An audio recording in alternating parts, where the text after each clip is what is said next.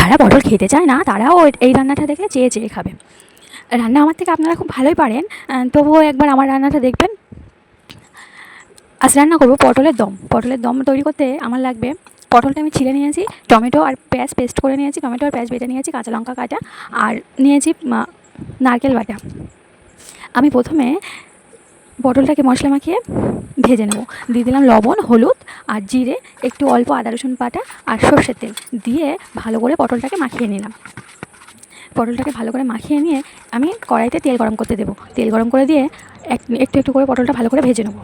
পটলটা ভালো করে ভেজে লাল লাল করে ভাজা হলে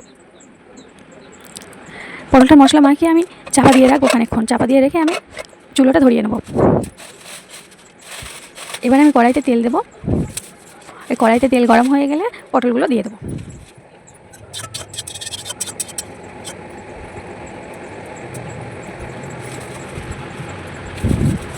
কড়াইতে তেল গরম হয়ে গেলে পটলগুলো দিয়ে দেবো।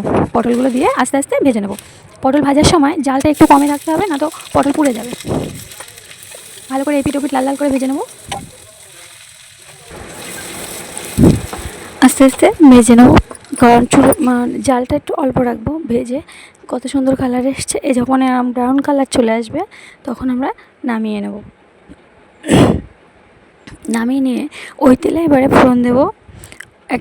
দুটো শুকনো লঙ্কা আর একটা তেজপাতা ফোড়নে দিয়ে এবারে আমি দিয়ে দেবো টমেটো আর পেঁয়াজ বাটা, দিয়ে ভালো করে কষিয়ে নেব। নেওয়ার পরে দেবো আদা রসুন বাটা, তারপরে দেব নারকেল বাটা,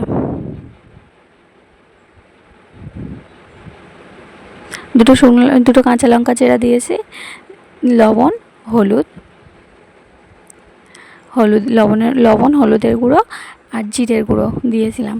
দিয়ে ভালো করে নেড়ে নেব। নেড়ে এবারে নারকেল বাটাটা দিয়ে দেব।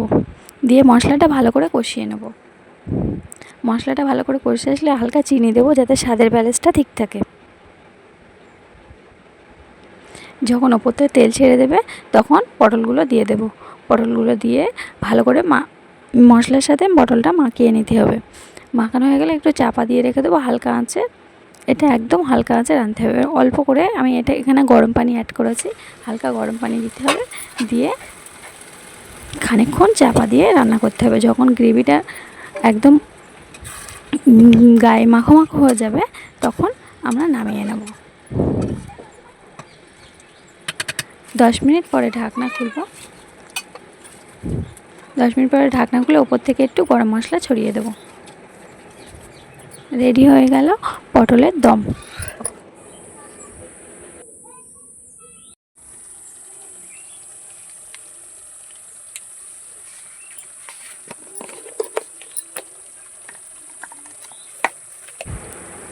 তৈরি হয়ে গেল পটলের দম।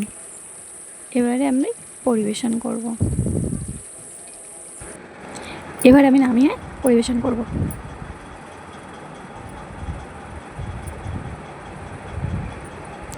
আমার ভিডিওগুলো আপনাদের কেমন লাগে অবশ্যই লাইক কমেন্ট করে জানাবেন, আর যদি ভালো লাগে সাবস্ক্রাইব করে পাশে থাকবেন। পরবর্তী ভিডিওটা আপনারা কে কোথা থেকে আমার ভিডিওটা দেখছেন অবশ্যই কমেন্ট করে জানাবেন। সবাই ভালো থাকবেন। পরবর্তীতে ভিডিওটা তাড়াতাড়ি আসবেন। আল্লাহ হাফেজ।